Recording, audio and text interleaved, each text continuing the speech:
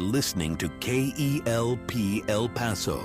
Feed your mind, feed your soul at 1590 AM, 95.9 FM. Streaming worldwide at KELPradio.com.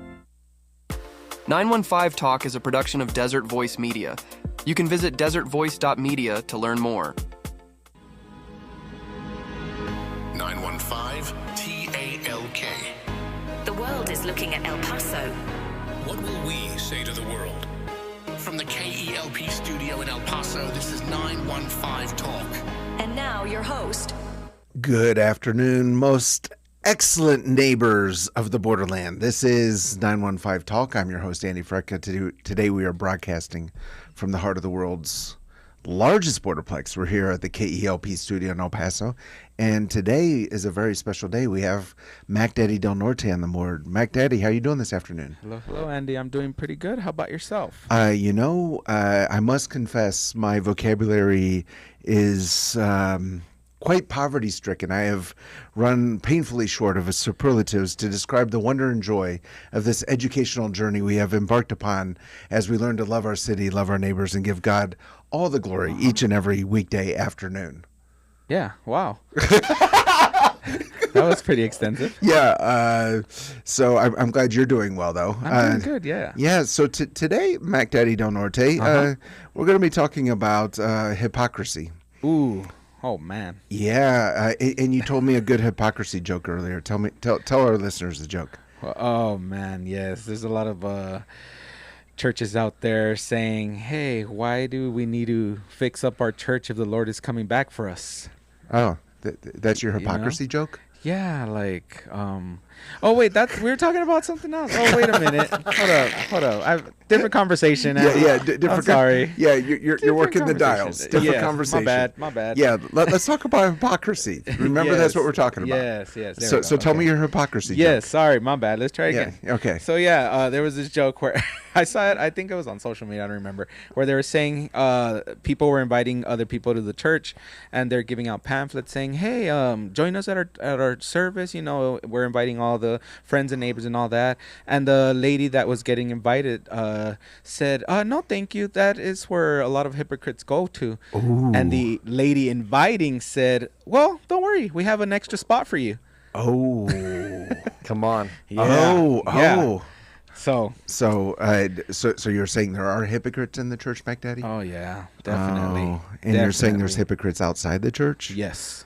Oh, as okay. well. So we're going to be talking about that. Yeah. We have a very special guest with us, Mac Daddy. Okay. Do you know why he's special? Yes, I do, because he is the unique expression of an endlessly creative God. Oh, that is correct. Yes. He is the unique expression of an endlessly creative God. Mm-hmm. He's also, he's a true son of the borderland. Oh, nice. Yeah. He's a regular on this program. Mm-hmm. He's the pastor of a church at El Paso that, according to what you just said, I didn't say this, you said it, that he has some hypocrites in his church. In his church? I'm sure he does. Oh, he's smiling and nodding his head. Yeah. I'm glad he's with me. It's Cross of Grace Church. He's also the voice of Better News Radio, which is each and every weekday on this radio station at 12:30. Yes. You can spend your lunch hour 12 to 1. First, you can listen to Pancho Juarez, then you can listen to Better News Radio. Definitely. So without further ado, let's get into this conversation, and let's give a very warm Borderland welcome to the one, the only, Pastor Ricky Alcantar. It's great to be here, Andy. Thanks so much for having me. Great to be here, man. Yeah, always fun to have you on. So we're going to be talking about hypocrisy. Oh, man. Yeah, and there's a lot going on out there in the world right now. A lot of stuff in the news. We're not going to be talking about the big news. We're going to be talking about some more local news. Okay. Yeah, and there was a social media experiment. What was that about? Oh, man. Okay, so I'm warning you. I'm a little fired up about this. Yeah, and yeah. So if you guys have heard me before, This struck a nerve with me a little bit. Yeah. So this morning I opened up my Bible. That's good. That's a good first step, Andy. Yeah. But then I also did open up Facebook. Oh no. And I saw you were fired up about this. And then you texted me and you're like, maybe let's not talk about the Bible. Let's talk about what's going on social media. Oh. That's not what you said. That's not what you said. Yeah. But you said, what if we talk about this? So tell us what happened. Yeah, so I don't know if you're not on FitFam, the unofficial news of El Paso, you may have missed this, but essentially what happened is, this is what I saw. Okay. Initially, I saw that there was a TikTok creator who hosted a 40-plus part thing she's calling a social experiment. Mm-hmm. And here's the idea. She calls churches. Okay. Sometimes, in this particular case, she calls a large church in El Paso. Yes. And she asks for help getting a can of baby formula. Mm-hmm. And she says that her child has not eaten since the previous day, but she doesn't actually have a child. She plays a recording of a baby crying. Okay. To add some urgency to the moment. And she doesn't actually have a baby. She has an AI baby. Yeah, she's an AI baby.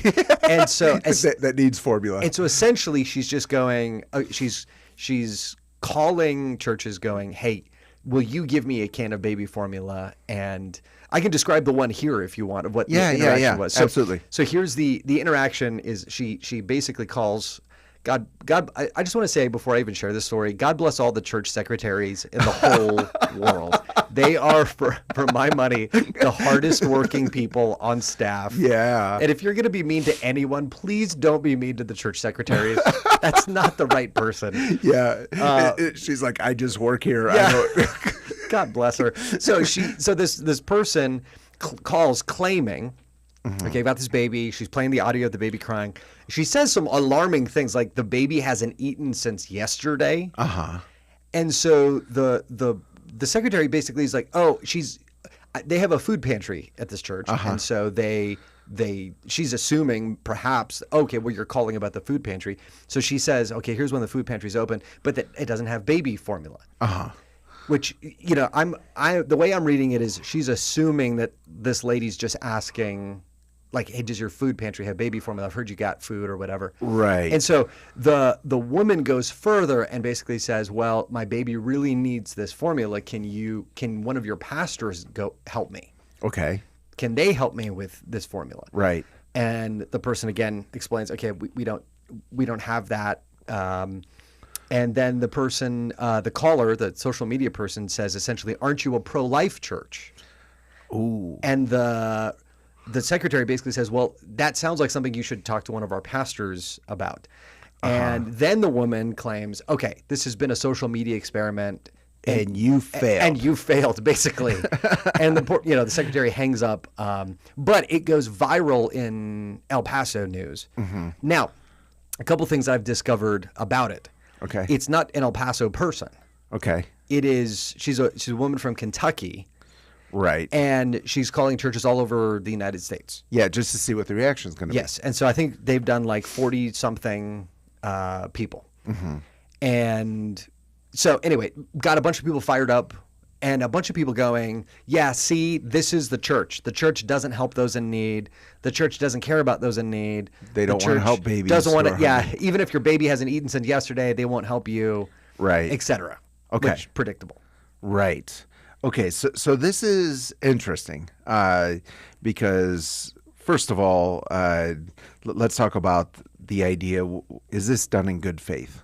Yeah, I think that's a really important thing to think about when you get to these moments, okay? Mm-hmm. Because there are always in our culture sort of gotcha moments that people will edit into something that maybe, I think we've all seen those videos where like you can make something look like anything. Right. Like this guy's threatening him. It's like, well, you just edited it that way, right? Yeah. So you're always having to look, okay, is this a good faith experiment? Right. Or is the person, basically, do they have an agenda that they're trying to promote? And are they trying to catch people in a way that is unfair? Right. I think that's where I think I get a little grumpy, Andy. Okay. Okay. I know this So is you Christian were radio. grumpy. First thing this morning, you're on Facebook. You're like, I'm coming on the radio. We got to talk about this. Tell me why this makes you grumpy. Well, here is one of the reasons. I think that the Christians need to be more discerning than we are. And Christians need to be Yes. more we need to be more discerning yes, than we we are. need to be more discerning than we are.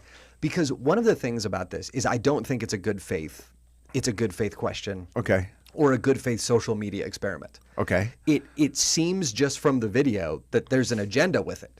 Okay. That the person is setting people up for this question. For failure. Right, for failure. They're Yeah. not setting people up for success, going, I wonder if they'll succeed or fail. They're setting them up for failure. And even the leading questions like, well, can't one of your pastors stop and go get me a can of baby formula? Aren't you a pro-life church? You know, stuff like that makes me go, okay, I don't know if this is done totally in good faith. And the other thing is this.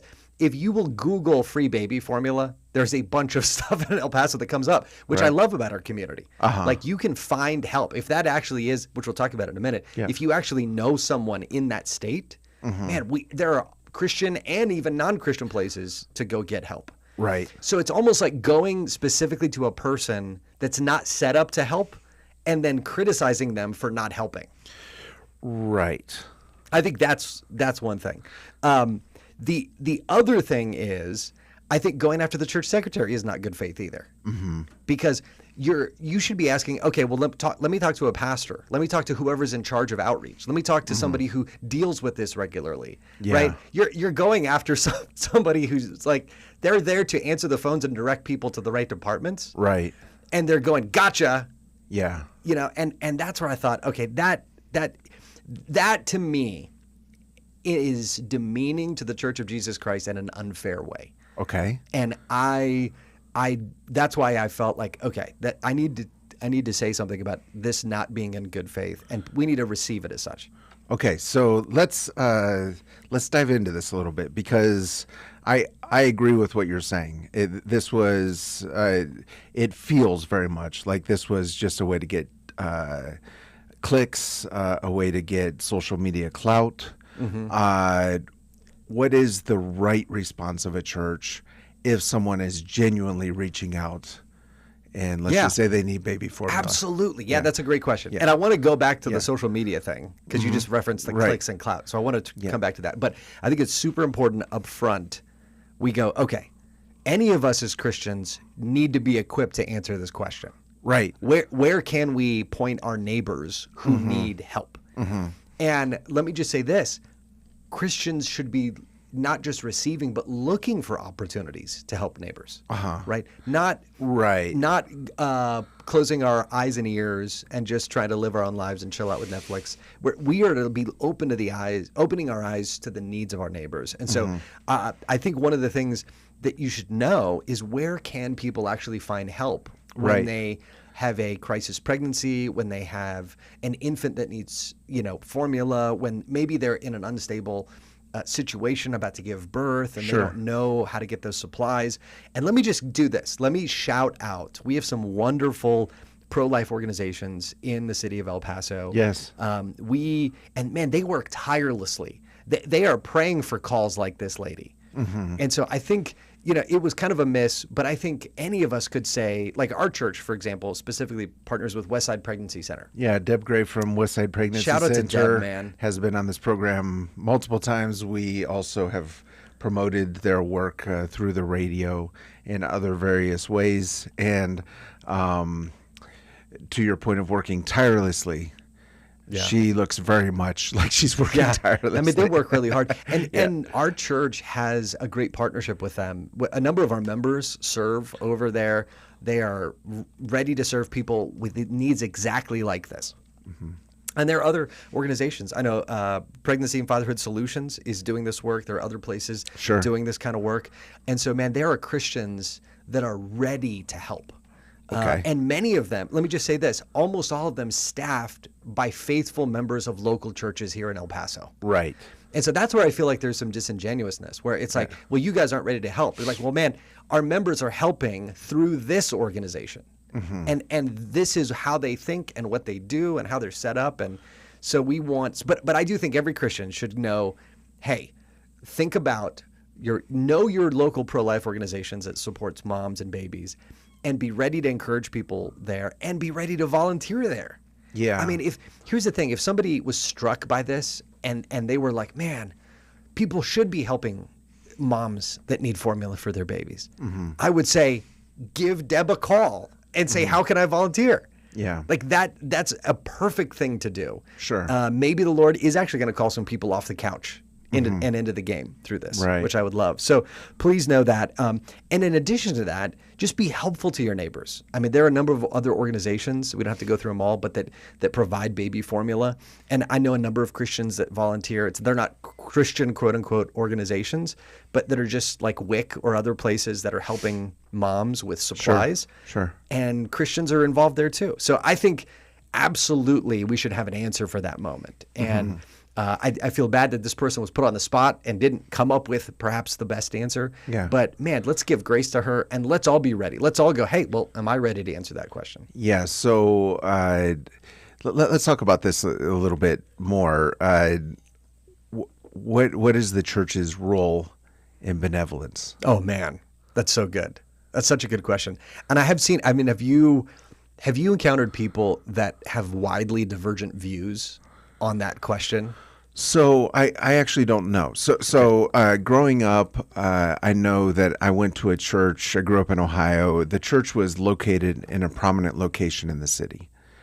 And because of that, people who were on hard times or maybe knew that churches would help, even if they weren't going through a hard time, would often come to the church. Sure.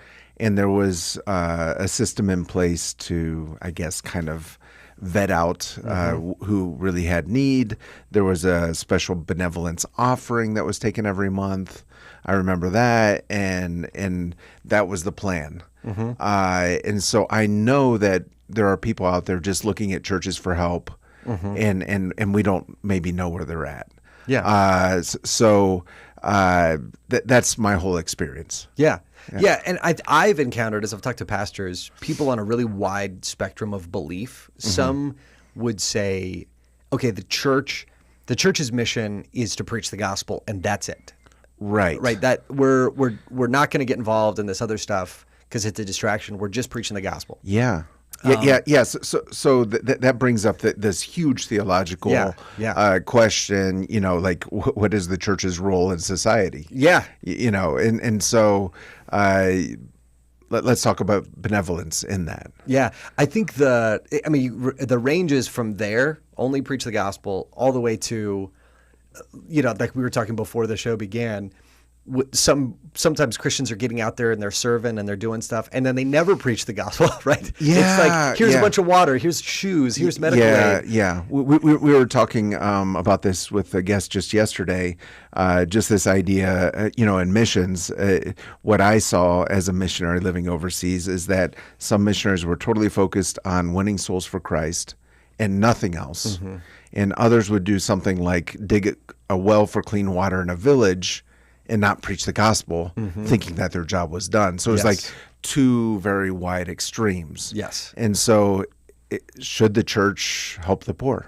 Yeah. And so let me go, just for a second, let me go high level to low level. Okay. High level, what's the mission of the church? I believe it's Matthew 28. Okay. To make disciples. Okay. Right? So basically to learn to look like Jesus yourself, to tell other people about Jesus and help people learn to follow Jesus.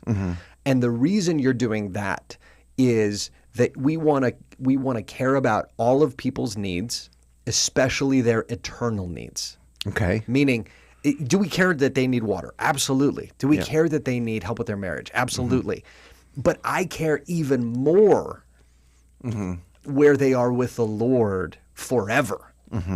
Right?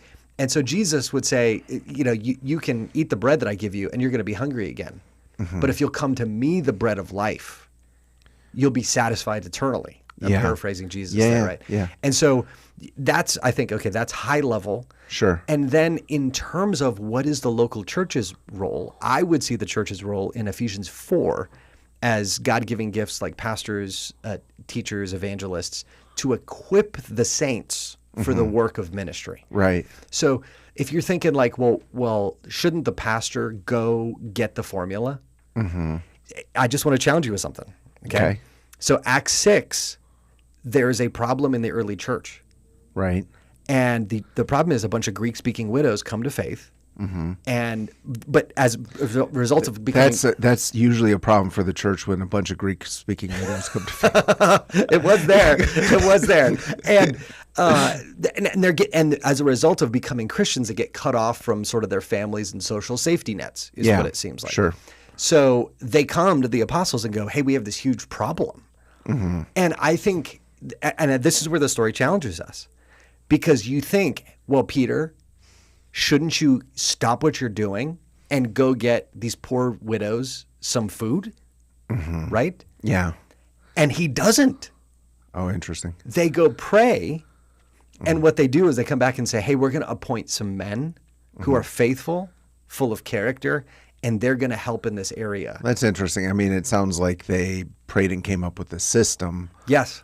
And it was other people taking ownership of the situation, not just those who were in charge, so to speak. Well, and what's interesting is Peter says, essentially, we can't give up the serving of the word to serve tables. Yeah. And you think, well, that's kind of mean, like to prioritize teaching the Bible over, helping people with practical needs. Sure. But if you look at what's happening, what Peter is saying is, look, for the entire church to be conformed to the image of Christ, people need to hear the Bible expounded, and they need to be equipped to go do the other acts of service that God has for Christians. Yeah. So in other words, if you stop now, should a pastor stop and we call them across the grace, we call them the priestly duties, meaning like from Nacho Libre, the duties that nobody wants to do. Like, so, on, was it Monday after baptism, me and Sal were breaking down our super, we were setting up rather before Sunday, a super complicated, unnecessarily complicated baptismal. And we were like struggling with these big pieces and couldn't get them to fit. And I'm like jumping up and down, trying to get the pieces to work, Usually if you're doing that, you're doing it wrong. I'm just going to say that. I agree with you. So, I mean, I absolutely think pastors should be in the trenches. They should be serving people. Yeah. But the thing I'm trying to illustrate from Acts 6 is the Bible says the main task of pastors and teachers and evangelists is to equip the church so that the church can do the work of the ministry. Not that the ministry is all happening through the pastors, but rather that they are equipping and empowering and deploying people to do ministry. Meaning, like, my job is to teach the Bible faithfully, and I can't be everywhere at once. But hopefully, by teaching the Bible faithfully, I'm able to equip people that they're going to serve at Westside Pregnancy Center. They're going here. They're going there. They're going around the world. They're doing missions. And so, okay, I have to jump in right there with a kind of I don't know how big of a theological question it is, but you keep on referencing Westside Pregnancy Center, and we have both agreed it's a fantastic ministry. We support it 100%, no questions there. Yep. Is Westside Pregnancy Center the church? No. Okay. I would say I would say yes and no. Okay. I would say no in the New Testament definition of the word. Okay. The church is ecclesia, which means assembly. Okay. So the church is the gathering. Okay. And it's the saints that make up that particular gathering of the church. Westside Pregnancy is an expression of Christian ministry. Okay. Undertaken by Christians to serve the world. Okay. So you're looking at me like, but what does that mean? Yeah. It means yes and no. It means please continue. It means it's part of it in the sense that is Westside Pregnancy a local church? No. Right. And so, but is it an expression of the church? I would say yes. Okay. Yeah, gotcha. Yeah, because I mean, it's interesting. The going back to this social experiment, this TikTok creator from TikTok creator, Andy. Are we dating you, Andy? I love TikToks too. TikTok, yes. If you're just joining us, you're like, what are these guys talking about? So this TikTok social media person from Kentucky has been calling churches, including a church in El Paso, asking for baby formula, stating that this baby, who actually does not exist, hadn't been fed, and sort of, I guess, demanding. I didn't see the video. Yeah. But sort of demanding that a pastor go get baby formula for her. Yeah. So let's talk kind of nuts and bolts. Okay. Because baby formula is one specific need. Sure. There are 1,000 other needs. Right. What would the perfect training be for a church secretary so that the church would have a good response system in place for these kinds of phone calls? Because Yeah. not everyone's a TikTok creator. Sure. There are people who actually have need. Sure. And the first thing that comes to mind is, maybe I grew up in church, or it seems like those people Sure. should be helping. Sure. I don't know, so I'm going to call them. So what would be a perfect response, or a great response? And some of the challenge is they're not having a conversation, because the perfect response is asking a ton of questions. The perfect response is going, "Oh, wow. So help me understand your situation. Oh, wow. So do you have any, how did the baby formula run out? What's going on?" Yeah. And so I would say, I mean, really, to any Christian, the perfect response is starting with asking a bunch of questions. Being Socratic. Yeah. Or more like Jesus. Well, and look, man, like the challenge is a coworker or somebody, in my case, you're at the game shop and somebody asks you a question. They know you're from a church, and they're like, "Hey, does your church do recovery?" Yeah. You could just say the information. Yeah, we have a recovery, or we don't have a recovery. Right. But really what you should do is go, "Why do you ask? Yeah. How can I help? Yeah. What's going on?" Sure. And it may be not for them, it may be for their brother, Yeah. and so the perfect first response is asking questions. Jesus was a master at this. People would come to him. This is why he would never get gotcha'd. Because people would come to him with questions. Yeah. And he would always flip it around and ask them questions. Yeah. And they would be befuddled. So first, make sure you ask questions. Yeah. Second, though, that's why I do this radio program. yeah, that's right. I just ask questions. You're just ask like questions. Jesus. You're just like Jesus. So ask questions.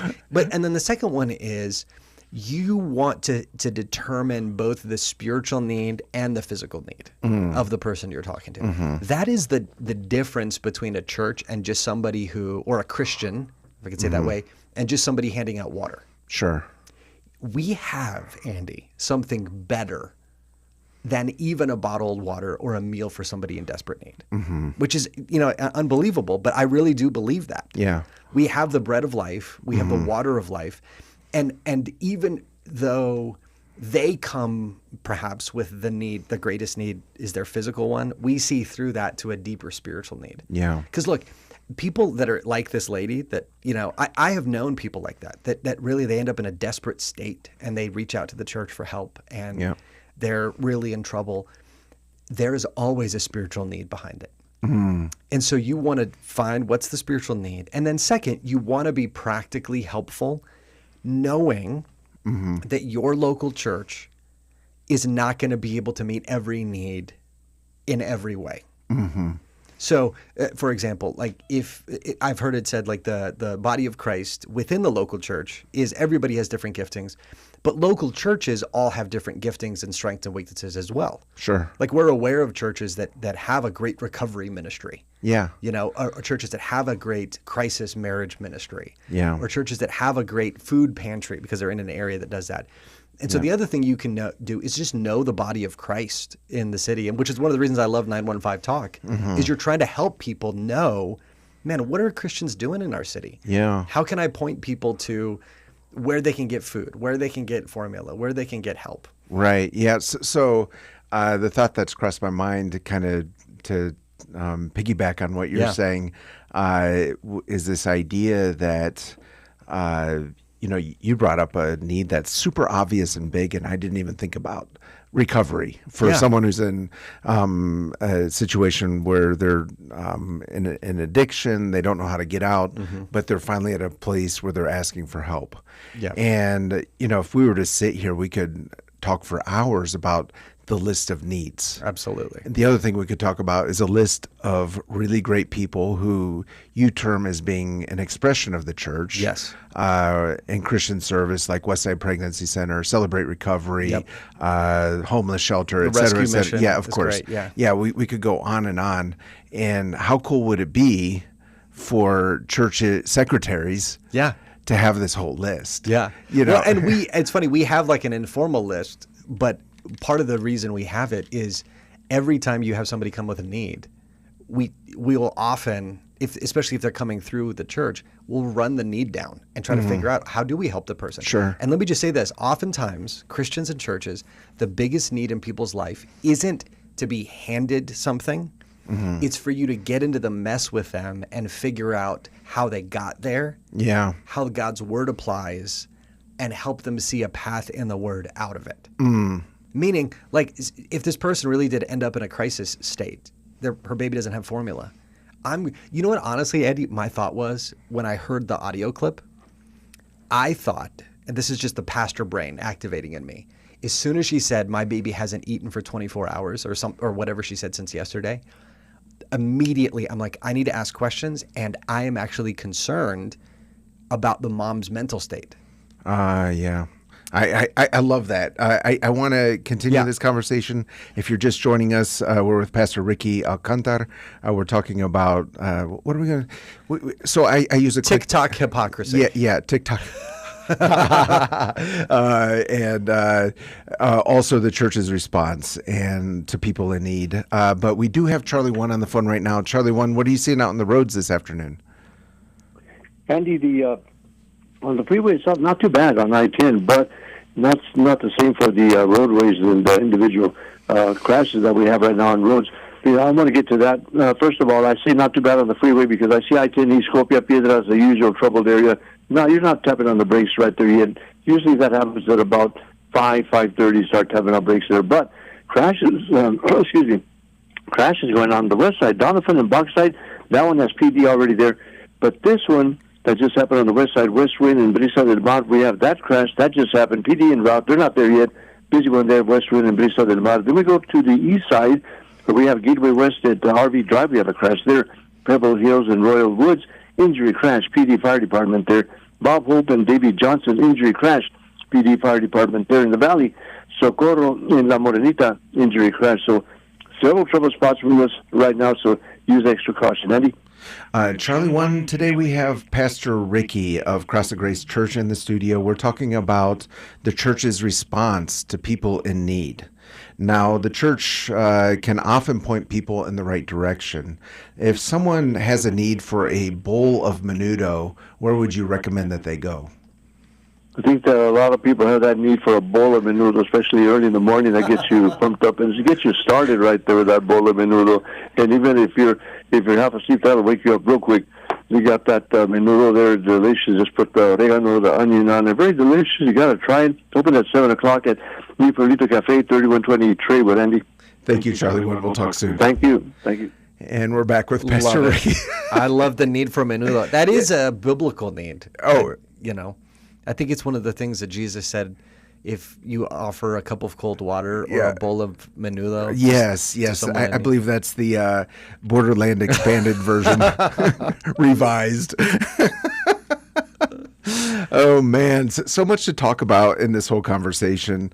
But with a lot of these conversations, I think it can feel like, I think for a listener, Ricky, that we need to like put a bow on this conversation and everything's like great now because we fixed the problem. Yeah. And what I want to say is with a lot of these conversations we have on 915 Talk, that doesn't happen. Sure. And I don't know if we will have a beautiful conclusion to this conversation. Sure. What I really hope, though, is that it will inspire thought. That's right. And action. Yep. Because I'm reminded of the story of the Good Samaritan. The teacher of the law, as you were saying, came to Jesus to test him, and Jesus answered with a question. And he says, well, what do you say? And he says, well, love the Lord your God. And he says, That's how you'll get eternal life. And Jesus says, do this and you will live. And then the man says, and who is my neighbor? And Jesus tells the story of the Good Samaritan. And at the end of the story, Jesus said, and which of these became a neighbor? Yeah, it's good. And in other words, Jesus required action, not just a list of nouns. These people qualify as neighbors. Sure. And so I hope that as we listen to this, that we'll be inspired to action, Yes. not just have some notes with an easy answer. Sure. Like this is what we believe, but we're not going to do anything about it. Well, and if I could sum up my thought after thinking about it for just a moment, I think I would say three things. I would say, in moments like this, you should learn three things. Be compassionate, Yeah. be discerning, and take an action. Yes. And the reason I say, so if I can go through those three. Yeah, absolutely. Be compassionate, I think, should always be our gut response as Christians. I think of Matthew 9, where Jesus looks out at the crowds, and it says when he saw the crowds, he had compassion for them because they were harassed and helpless like sheep without a shepherd. And then he says, the harvest is plentiful, but the laborers are few. Therefore, pray earnestly to the Lord of the harvest to send out laborers into his harvest. And so I think one of the things you want to do is you got to be careful. Maybe you get burned with somebody.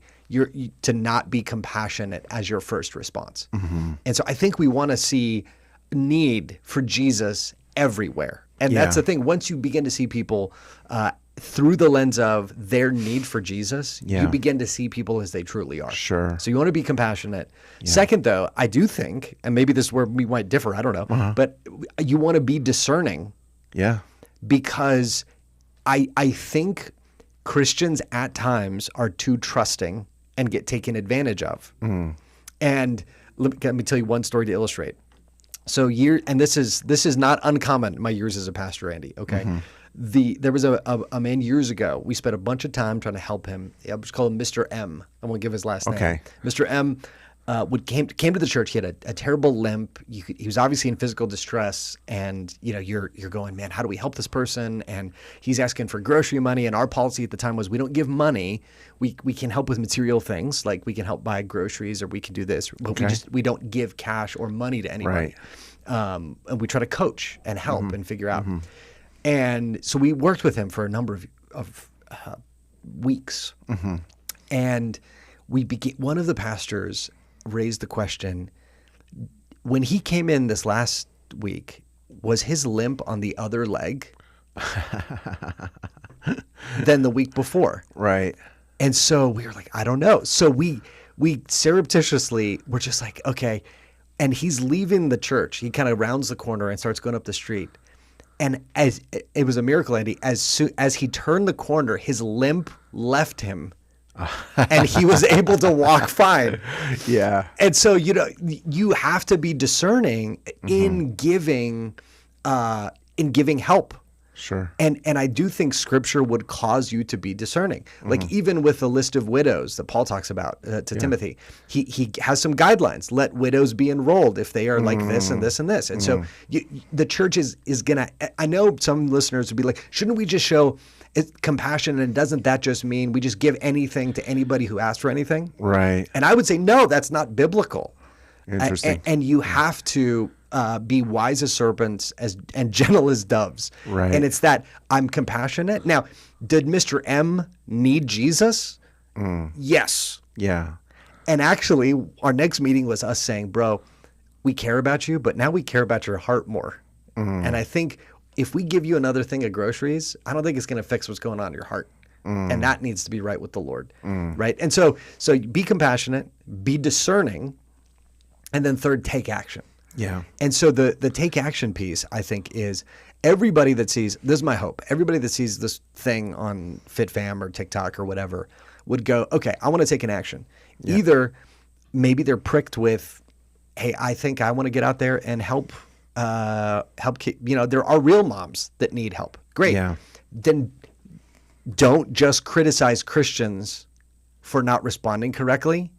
Pick up the phone and volunteer to help people like that in need. Yeah. Like if that's what the Lord's saying to you, then do it.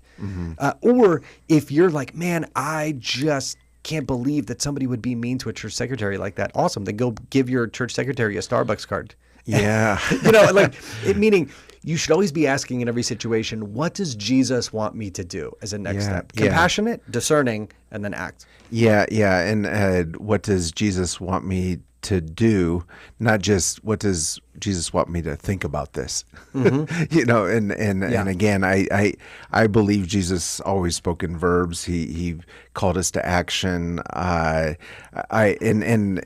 do want to go back to what you said earlier, because I think that's so important. If someone's reaching out to your church asking for help, start off by asking them questions. Yeah. And it's so important for us to learn how to ask questions. We're so quick to give an answer. Yeah. And so maybe that would be part of it, is teaching church secretaries to ask questions. Yeah. Teaching church leaders if someone's coming into the church, Absolutely. asking for something. But that's what, we've already said this several times, but that's what Jesus did. He asked questions, and he didn't need the information. Yeah. He already knew. He's helping people. Yeah, that's good. Can I give a caution, though, Andy? Absolutely. About this? So I have one other, switching topics slightly, but moving at this at a different angle. With this big TikTok thing on FitFam, I do have a concern for Christians. Okay. On social media. And it is this. Social media and the companies that run social media, you have to realize, are not just neutral. They make money out of attention. What? Yes. So here's the thing you got to remember. If only someone had told me this. And this is where I see Christians getting wrangled up. Yeah. You have to remember that the algorithms that drive social media are meant to drive eyeballs. Yes. And what drives eyeballs is outrage. Yes. And so here's what's not going to go viral. Okay, Andy? What's not going to go viral is a church secretary with a gentle, kind, discerning response to a lady who's asking for baby formula.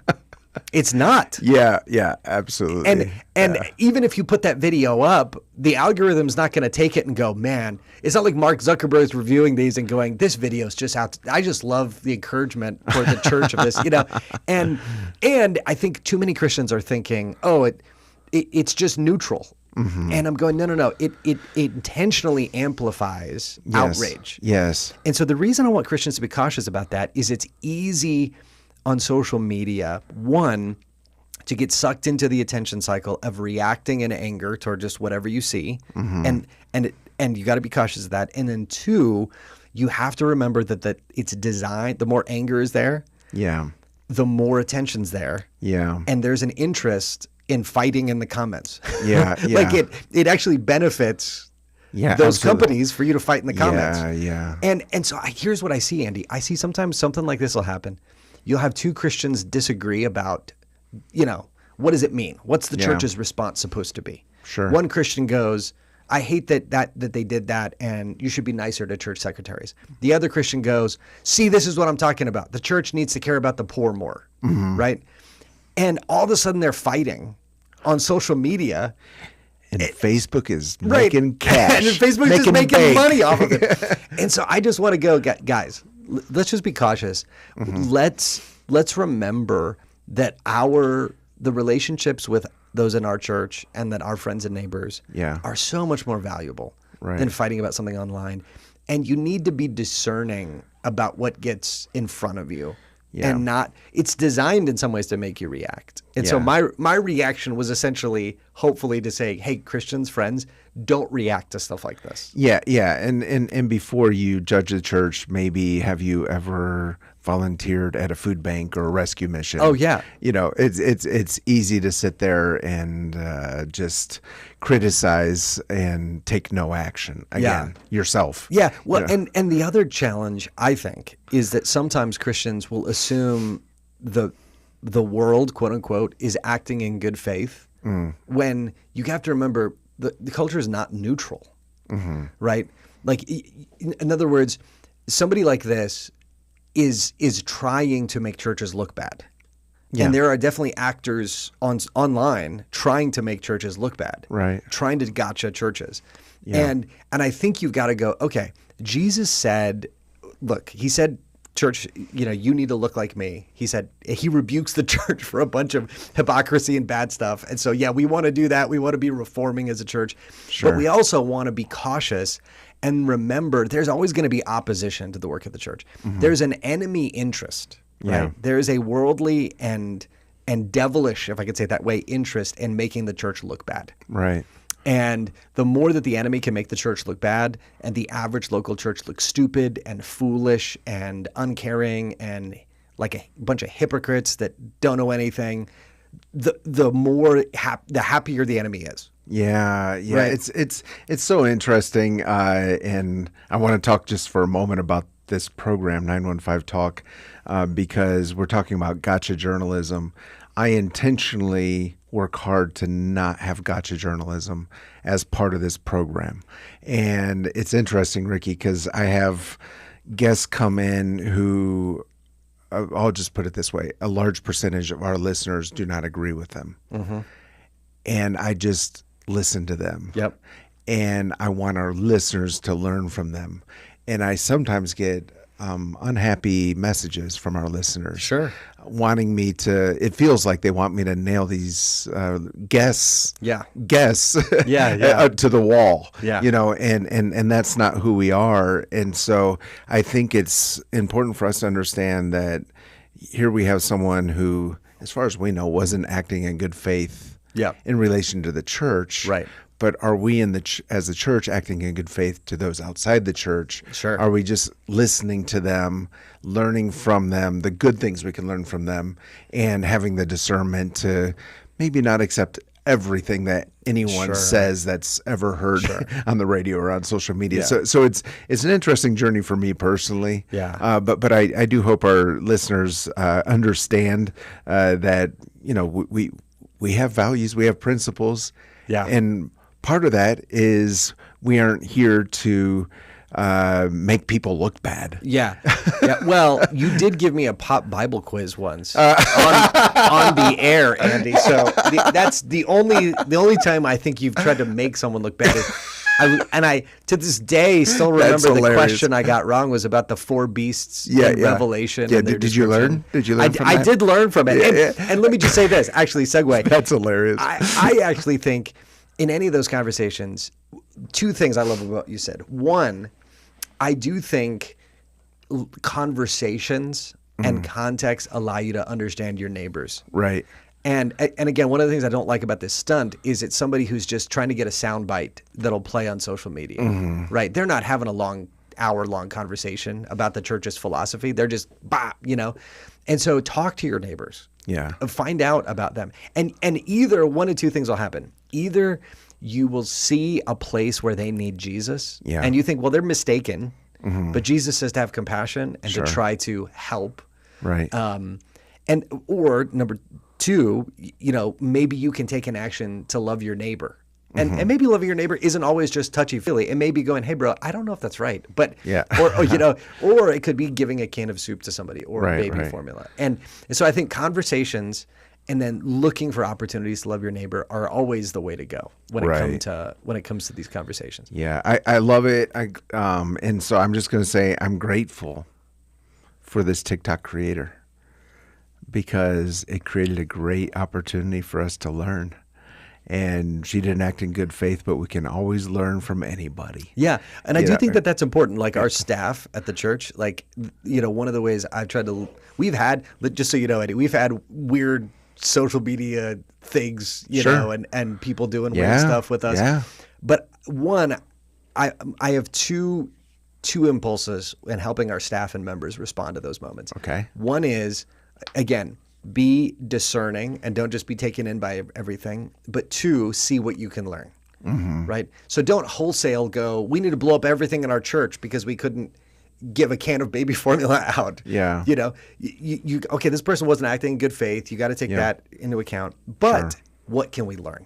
Yeah. And there always is something to learn, man. Because here's the reality, Andy. You and I, we're not like Jesus yet. And our churches, they're not perfect reflections of Jesus yet. Yeah. And so any of these weird situations are always opportunities to go, great, how can my church look just a little bit more like Jesus? Right.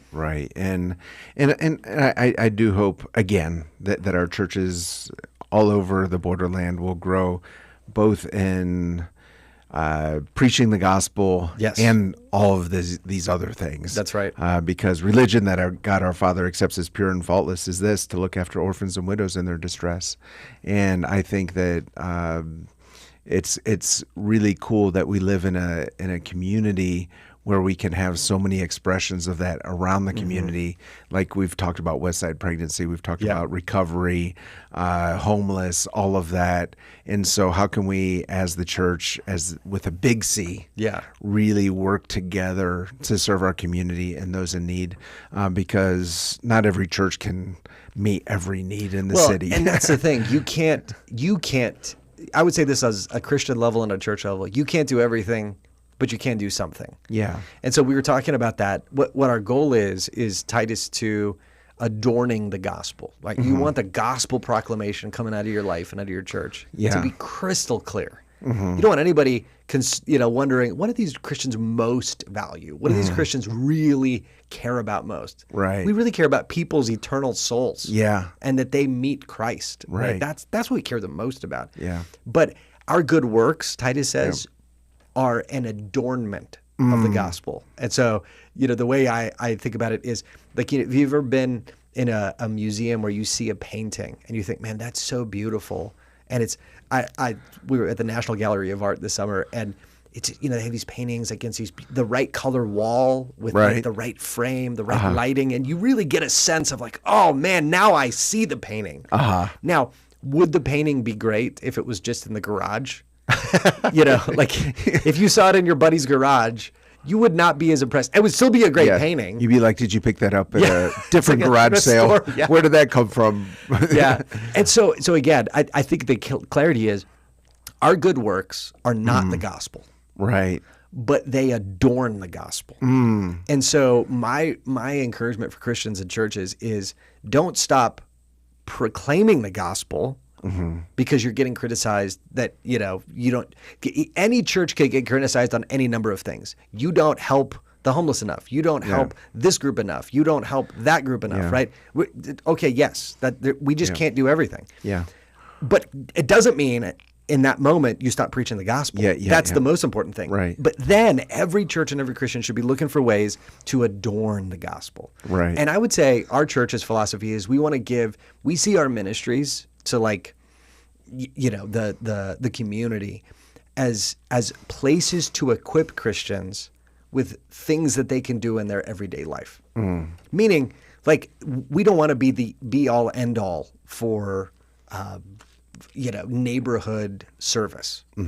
We do some neighborhood service in our church neighborhood, but we want to bring Christians to see the value of it and then send them back to their neighborhoods. Yeah. Right? And so that's the goal. You can't do everything, but you can do something to adorn the gospel. Amen.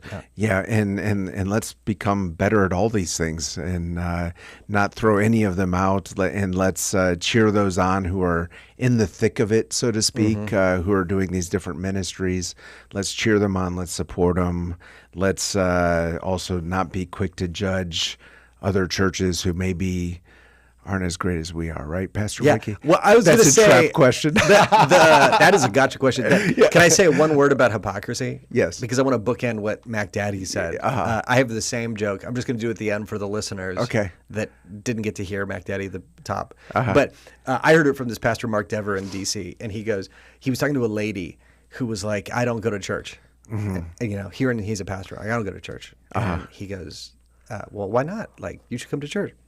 And she says, church is just a bunch of vipers. It's a pit of vipers. Oh, a pit of vipers. Yeah, just like... a bunch of whitewashed sepulchers. Yeah, a pit of vipers. And he goes, well, I actually agree with you. Church is a pit of vipers. And you're welcome to slither on down anytime. Oh, right.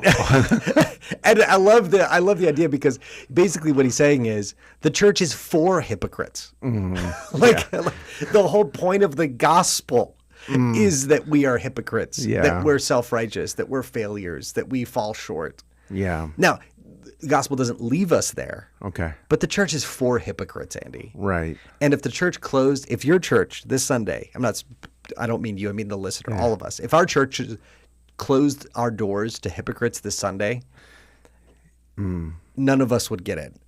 Yeah. Right? Only Jesus. Right? And so I think that's so important. Whenever you're tempted in this moment to see something another Christian does or doesn't do, and to go like, look at those people. Yeah. Look at those people. Yeah. I think the first response is maybe look at ourselves first. Pastor Ricky, this is such a fun and useful conversation. It was not what we were planning to talk about. We only have 3 minutes left. Mm-hmm. We were originally going to talk about David and Goliath. Oh, man. So you're going to preach on, you told me you're going to preach on David and Goliath for the first time ever this I Sunday. have never preached on David and Goliath. Okay, so we only have 3 minutes. For those who don't go to Cross of Grace, let's have just 2 spoilers on David and Goliath. Okay. You want to know my favorite, Andy? Okay. David and Goliath. Goliath is not who you think he is. Okay. Because so many people would be like, oh, my Goliath is my boss. My Goliath is, my high school sports tournament. My Goliath is the mean girl at my high school or whatever. Okay. And it's always like, face your Goliath. Uh-huh. Okay, that's not who Goliath is. You know who Goliath actually is?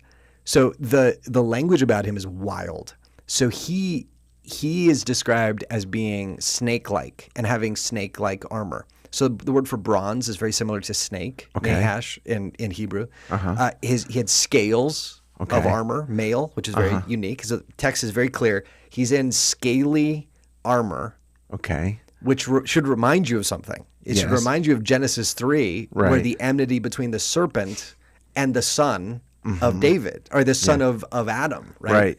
So you're like, oh, wait a minute. This is a bigger battle than I think it is. And he's a giant, which is, okay, we don't have time to get into this. Right. A Nephilim thing, Okay. which is probably the union of, Oh, no. We're bringing up Nephilim. but all that to say it's demonic. And so he's a snake-like demonic figure taunting God's people. And David is the son of Adam who goes to war against God, against God's enemies. So the Goliath is not your, high school mean girl. Goliath is the world, the flesh, and the devil. And David isn't who you think he is either. David is not you winning the victory over the, that high school rival. David is 2 things. David is Christ. David is the son of Adam. He's a forepicture of the son of Adam because David falls. He beats the snake only for the snake to coil itself around him and he falls into sin. Later on, the true son of David, Jesus, goes to war. And this is my favorite. Okay, Andy. So he goes and Christ is crucified on the hill of Golgotha, which is reminiscent of Goliath of Gath. And on the cross, he does battle against the world, the flesh, and the devil. Succeeds where David failed and succeeds more fully than David ever did. So David and Goliath is actually a story about Jesus and Satan and a pattern for every Christian. Wow. Okay. We're completely out of time to hear the rest of this story.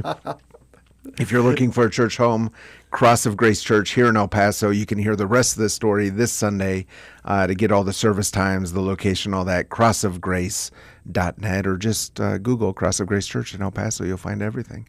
Pastor Ricky, these conversations are always so fun and, as I said, useful. So thank you for coming in again today. As we always say, let's learn to love our city, love our neighbors, and give God all the glory. This has been 915 Talk.